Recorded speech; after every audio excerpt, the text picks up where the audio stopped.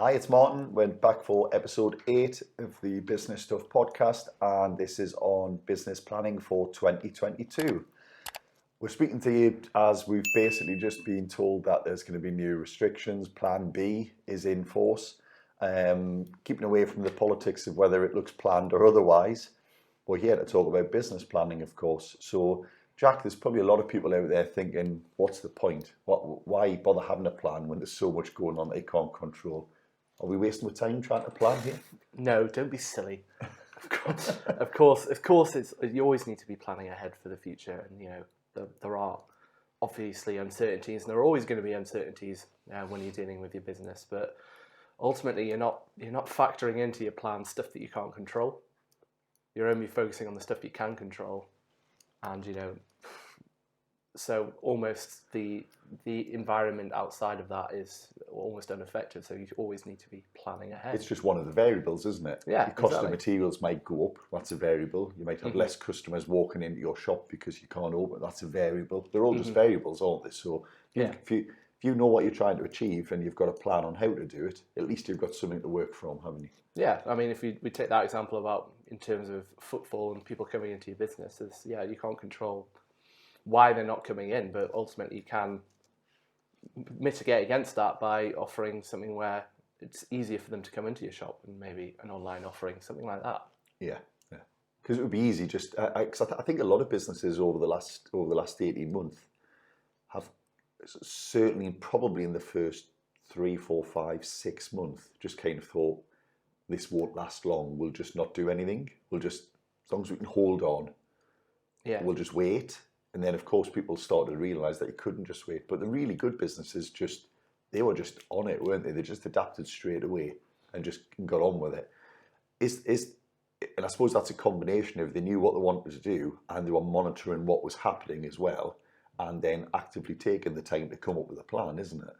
Yeah, definitely. I mean, it was talked about a lot in the first lockdown.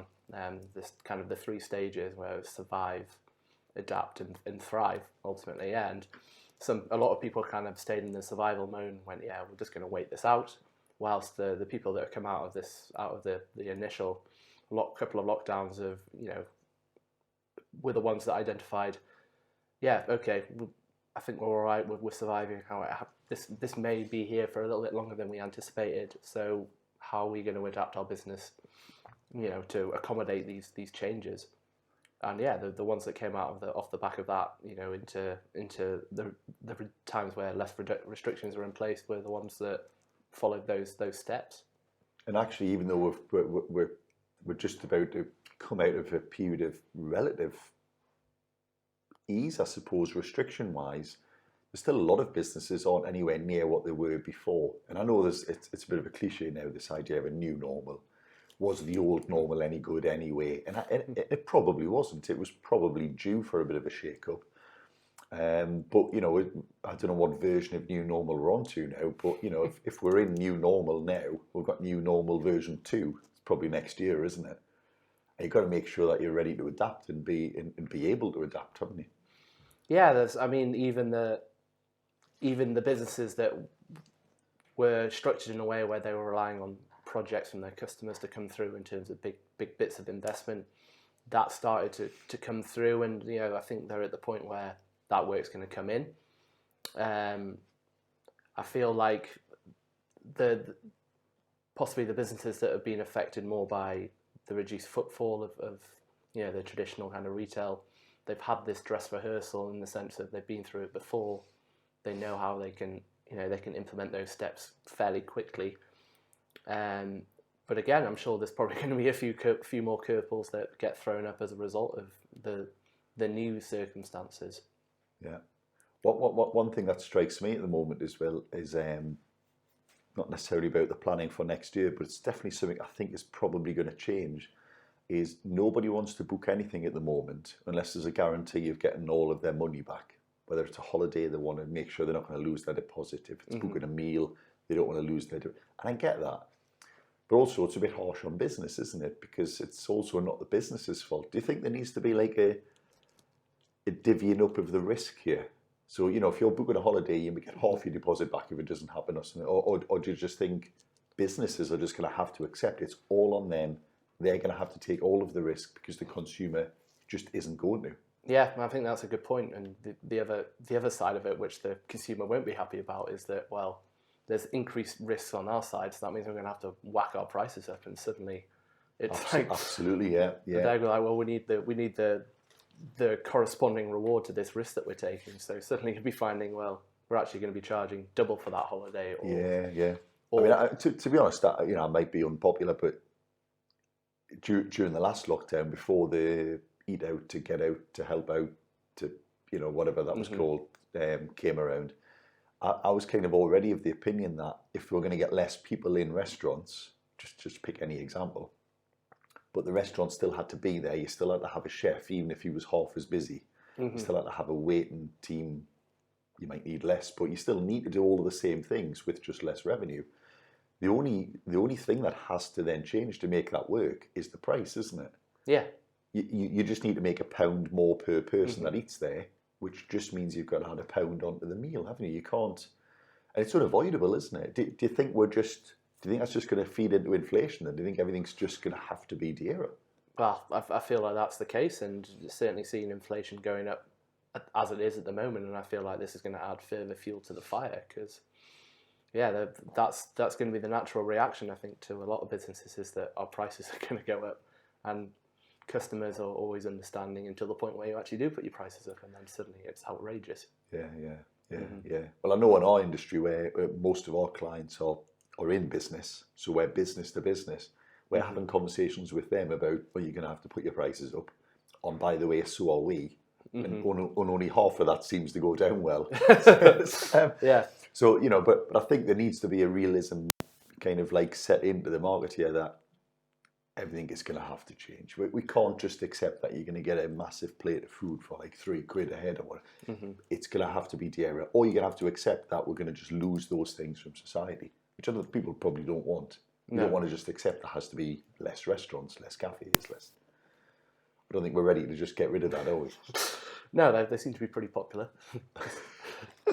Not popular enough at the minute, that's the problem. Yeah. So okay then. So I mean, what are we doing with clients? And I know the answer here, but what are we doing with clients then to make sure that they're ready then, Jack? Because we've got some clients who ask us for a lot of input. We've got some who never want to speak to us. They just want to see us at the end of the year and find out how much the tax bill is. Yeah. But for the majority of our clients, we're trying to have conversations about, trying to like stir their thoughts, aren't we? Do you want to tell us a little bit about, what we think they should be doing with the killer coffee? Spoilers. Yeah, so I mean, we have been offering these sessions, and they prove pretty popular with the people that we've spoken to, in the sense of, it's the whole idea behind it is to have a conversation with a client where you're, it's strategically kind of weighted. So it's encouraging to think about the future of your business. Asking you how, what are the burning issues in your business now, or do you think that they're going to be in the future? And it's just kind of mapping it out in the sense of our favourite philosophy, the now, where, how kind of, ideals. So ultimately, this problem that you're facing, describe it to me in terms of how's it affecting you right now? Brilliant. Okay, let's talk about that. What do you want? Well, let's do a role play. I mean, this here, you can tell us to make this up, but I'll be a restaurant owner. Perfect. Right? My biggest issue is I've got no one's walking in, everyone's uncertain. Okay, perfect. So, I mean, we understand the problem now. So what do you want that to look like in, a month's time, 3 months' time? Well, I suppose I would like to be selling food to someone. Anybody would be great. Whether they're in or not. I'm cheating a little bit, but yeah, I need to be selling food to someone. I suppose the follow-up is, well, wow. Who and how are you going to do it? Yeah, basically. And that would lead me to then think, well, I better look at the online offerings, or is it just food? Can I do more for the people that are in? Can I sell more to them? Pricing, yeah. Yeah, absolutely. And it's meant to be a kind of a high-level conversation where it kind of inspires you to think about, all right, so yeah, this strategy stuff actually is worthwhile doing. And, it's a taster session, and then from that you can either go straight onto some more detailed strategic planning, or possibly just, brilliant. I quite value this accountability side of our conversation. So that's when we kind of offer coaching sessions to clients as well. Yeah.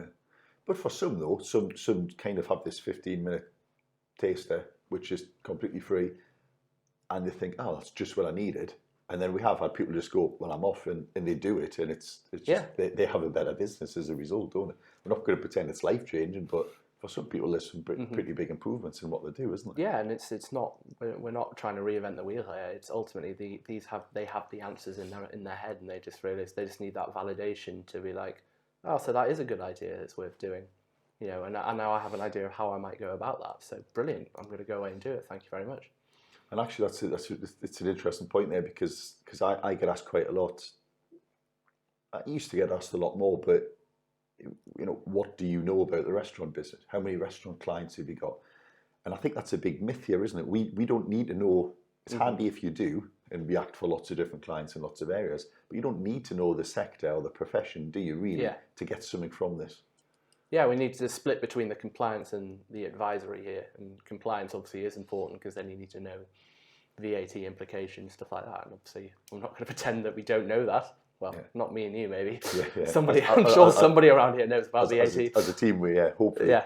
But on the advisory side, it's, we're not here to tell you how to run your business and what are the best strategies to implement in order to guarantee your restaurant's going to turn over £3 million a year. Yeah, the assumption here is the business owner knows their business better than anybody else, and all we're doing is we're using a tool to help get their best idea out, aren't we? Absolutely, and then from that, it's holding them accountable, because the only time that there are going to be two potential reasons why this doesn't happen: A, it's a bad idea, and you're assuming that if you're an expert in your industry, it's not, you kind of know what the good ideas and the bad ideas are.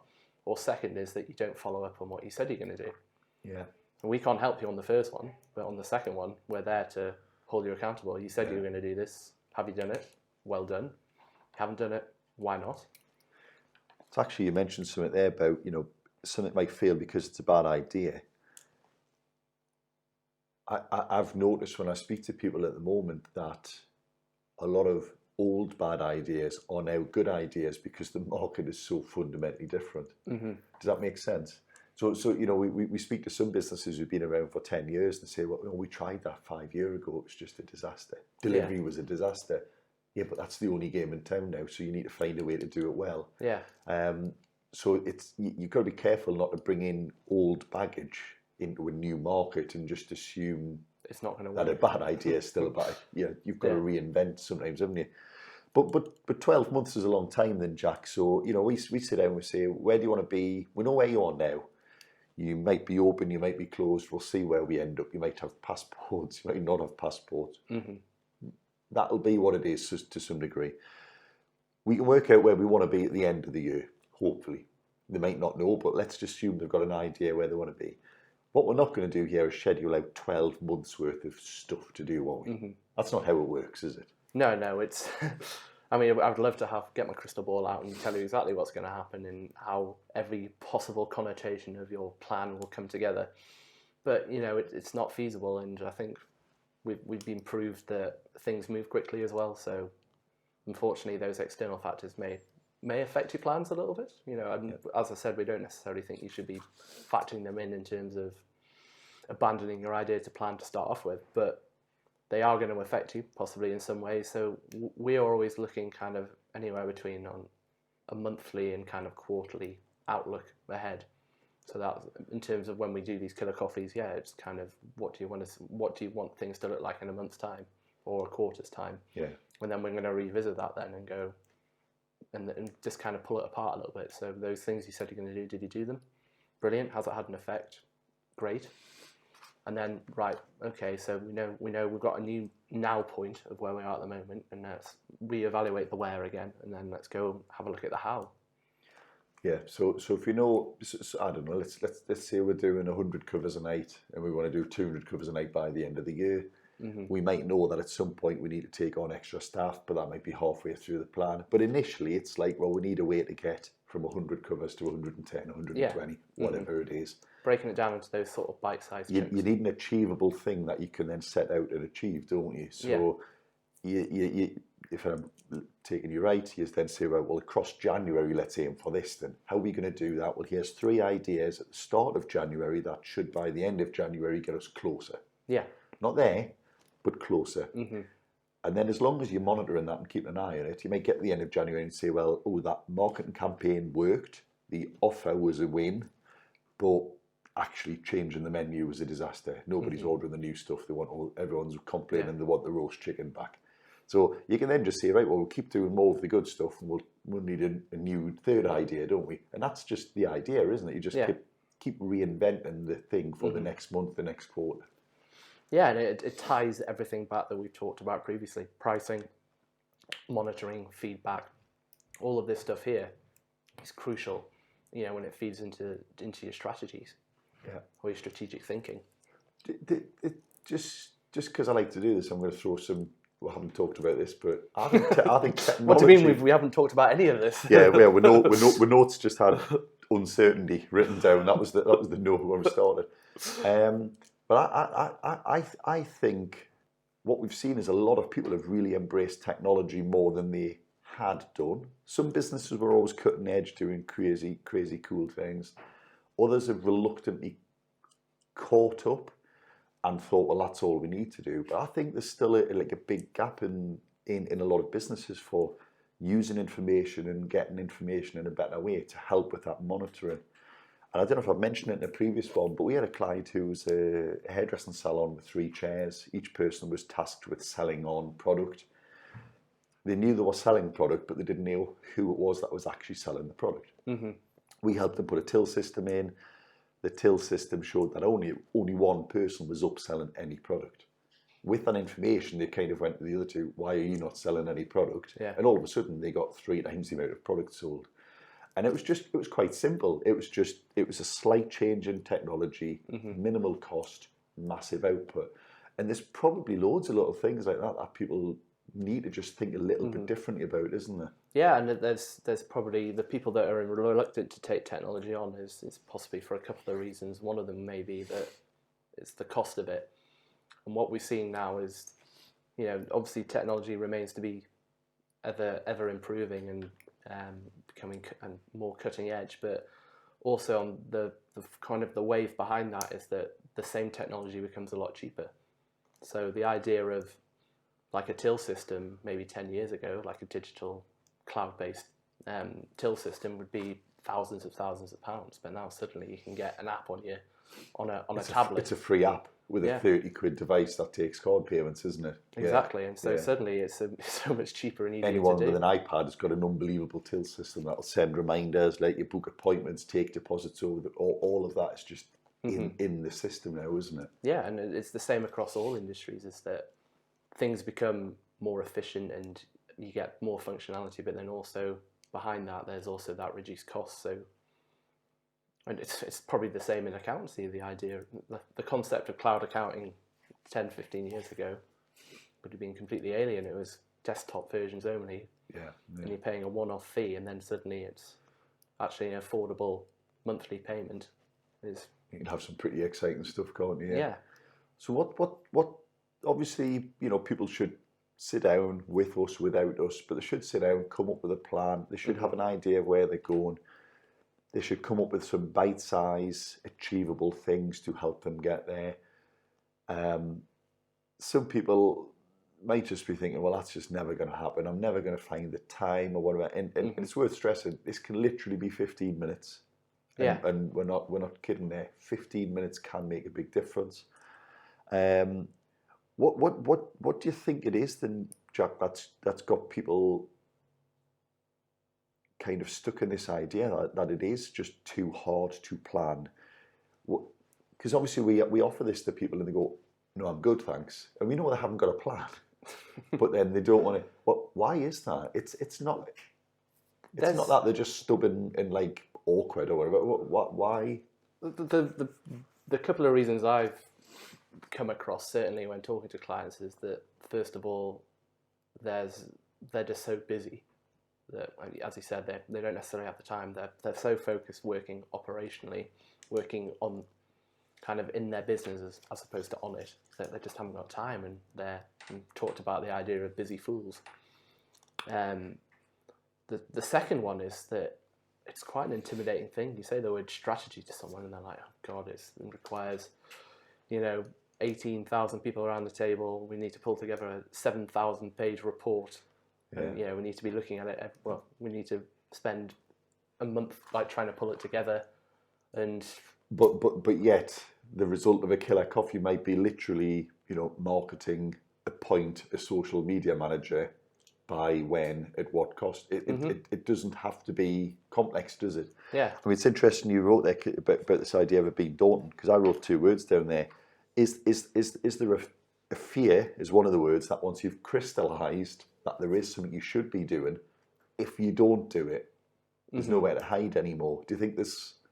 Oh, Yeah. I would love a plan, but if I had a plan, I wouldn't do it. So I better not have a plan. And that's it easier? That's generally the feedback you get from people who actually go through the process and do some kind of plan. It's like, I have all of these ideas in my head, and and I've had them for years, and not until I've actually put them out on paper will I go, actually, they're real. Let's actually do something about them. Because you're right. Even holding yourself accountable is very difficult, because people are great at making excuses for themselves, yeah. aren't they? Mm-hmm. Yeah.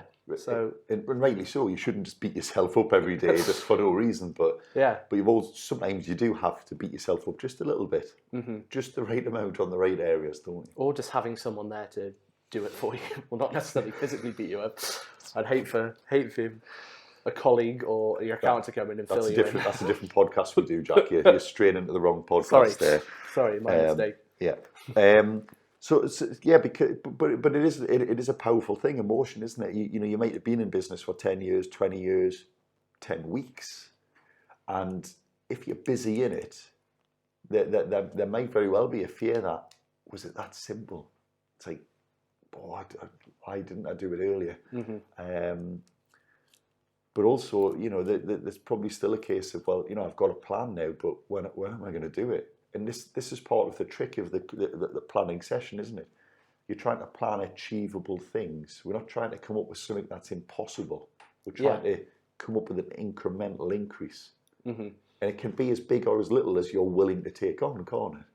Yeah, we've talked about the idea of it's meant to be bite-sized chunks. So part of our role that I've dealt before is asking the question when they go, well, we've identified an area of strategy they want to focus on, and they're like, right, by this time next month we want to do this, and you go, hang on. That's too much. Yeah. I've had sessions where people go, you're right, I need a brand new website, I need to recruit a marketing team, and I need to completely overhaul the manufacturing. Like, when are you going to do that? By Friday. Like, really? Yeah.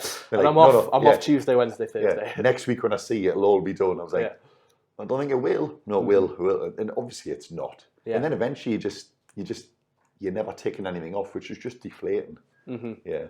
Yeah, that is the frustrating thing. So it's finding that balance between just getting that right level of smart, what it's called, smart goals. Do you think for businesses where there's teams or awkward suppliers or awkward customers, do you think there's also an element that people don't know how to have uncomfortable conversations? Because they might know exactly what the problem is. It's Betty. Betty doesn't do what I ask her, and I'm sick of it. Yeah. Well, the action plan is you need to get Betty to start doing what you're asking her to do. But it might not be Betty's fault. It might be that you're just not good at communicating that, or Betty might be awkward. But either way, it's an awkward conversation because you've tried it many times and it doesn't go anywhere. Yeah. There could be an element of that as well, couldn't there? Yeah, and it's also kind of assuming that they're not going to change, and a lot of people will just say, I'm not even going to bother trying. That's Betty. She's done it like that for 30 years. Betty's never going to change. Yeah, but you have to, have you actually raised it with her? Other names are available to put in that role. Pick your own Betty. It could be anybody. Everyone's got one. But yeah. And I had a session on Monday with a client, and they have a single customer at the moment, and as a result, they're unwilling to have difficult conversations, despite the fact that they're very price sensitive, they're very bad at paying, they're generally just quite difficult to get hold of. But it's their only cash cow as well. Yeah, so they're like, so we can't upset our only customer. Yeah, so it's just like, well, have you actually tried to speak to them about this? Because you can just say in a kind of, you are a business, and if you had a customer who did this to you, you wouldn't like that. But also the second and third things on the list might be, let's reduce our exposure to single customer. Let's get another customer. Let's get 2 customers.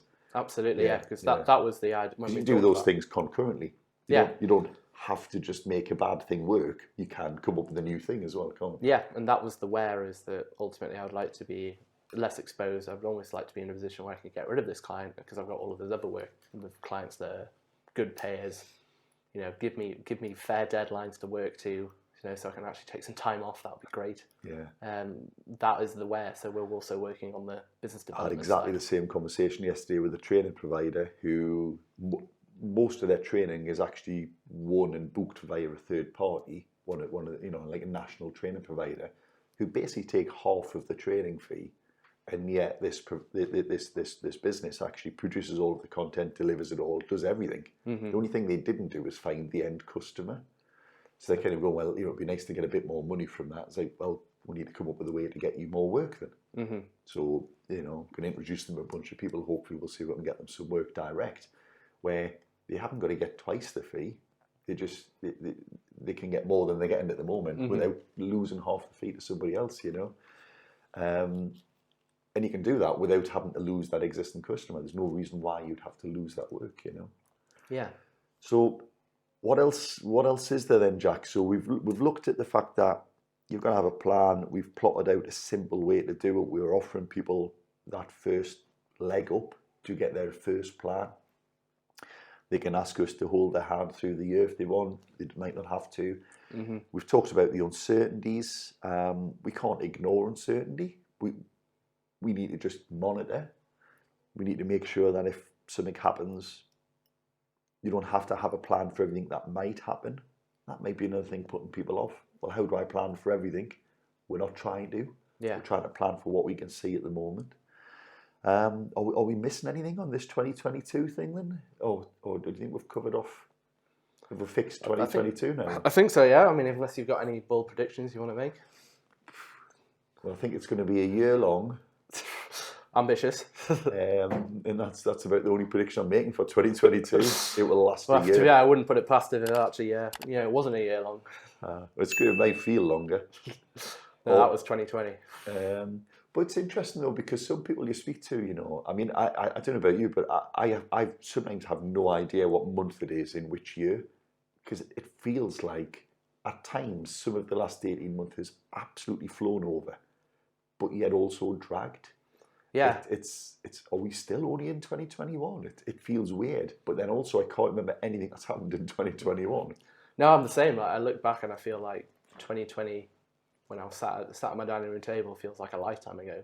But at the same time, it feels like everything's flown, and we've got Christmas trees up, and it's December, and it's almost the end of 2021. You're like, yeah, where is the time gone? How did that happen? Yeah. Good.